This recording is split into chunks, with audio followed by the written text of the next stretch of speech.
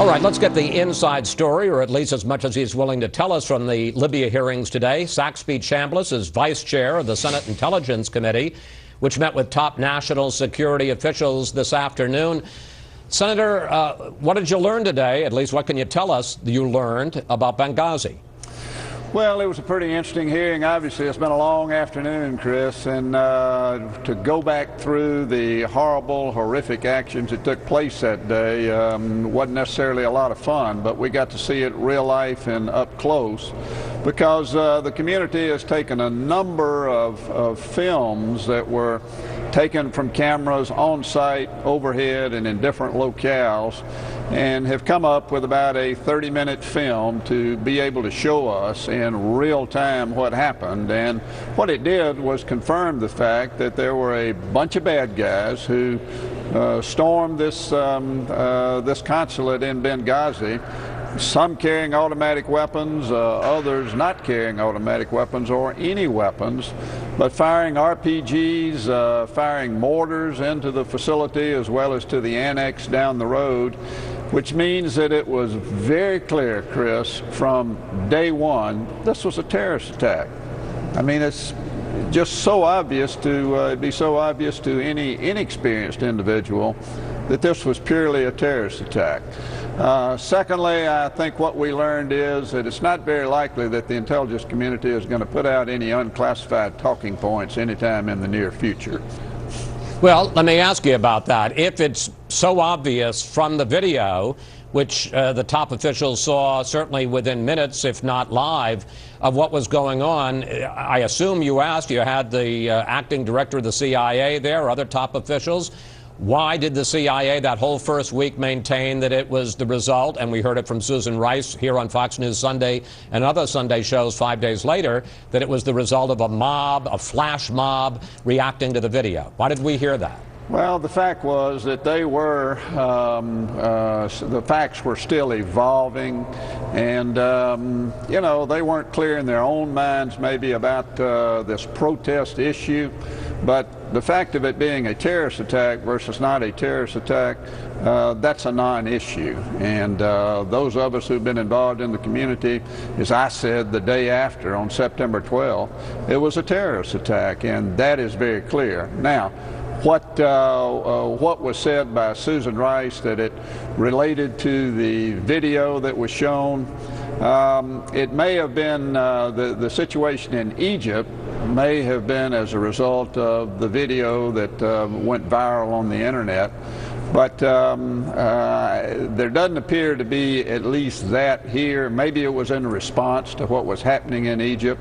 Those kinds of questions are still going to have to be answered. This is only the first hearing, Chris, of 3 we've got scheduled. One of those is going to be a public hearing where these kind of questions are going to be asked, and the individuals involved are going to be able to tell the American public exactly what did happen. So I just want to make that clear. They're going to be open hearings where these people will not only have to answer to you, but we, the American people, will see what their answers are. Absolutely. This is too critical an issue. We got 4 dead Americans, including a very prominent and a very outstanding ambassador, and the American people deserve to hear it in a public hearing.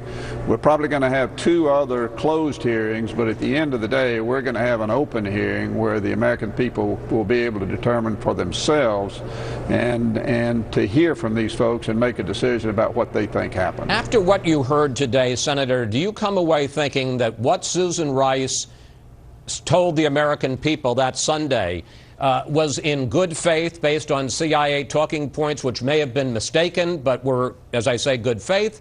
Or do you think that politics may have played a role in this? Well, what I heard today hasn't changed my mind about what Susan Rice said. What Susan Rice said was exactly what President Obama told her to say. That's what he said yesterday. His taking a shot at Senator McCain and Senator Graham was simply uncalled for. And if he says, come after me, then by golly, is he going to shoulder the responsibility? Because it looks like they were about ready to throw her under the bus. So it hasn't changed anything from my perspective as to what she said. She was saying exactly what the political shop at the White House told her to say. So again, I just want to be clear, because this is a very important point. You're saying you believe that her comments to the American people that Sunday were political. They weren't just based on mistaken CIA talking points. Well, I think it's very clear. I don't want to say that what the CIA was saying to her or not saying to her, although it's very clear that in her position she's going to get briefed by the intelligence community as to who that was. We're still looking into that and trying to come to some conclusion. But the fact is, she went out and was making a political statement. I don't think there's any question about that. Finally, Senator, former CIA Director Petraeus is going to testify before your committee, again in closed session tomorrow morning. What do you want to learn from him? Well, the thing about General Petraeus is that he, along with now acting Director Mike Morrell, were involved in the minute-by-minute ongoings of what happened in Benghazi once they got the word. Their situation room kicked in. So we need to hear from General Petraeus his understanding and his interpretation of the facts on the ground, why he made some of the decisions that he made.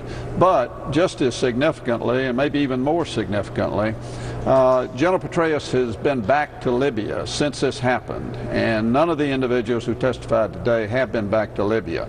So him having been on the ground in recent days, he's got a little bit different perspective than these other folks do. And General Petraeus is, you know, he's always straightforward with us, very professional, and he knew what questions to ask while he was in Libya, and we look forward to hearing from him on that aspect of what he knows about what happened. And very briefly, Senator, and really I've got about 15 seconds here.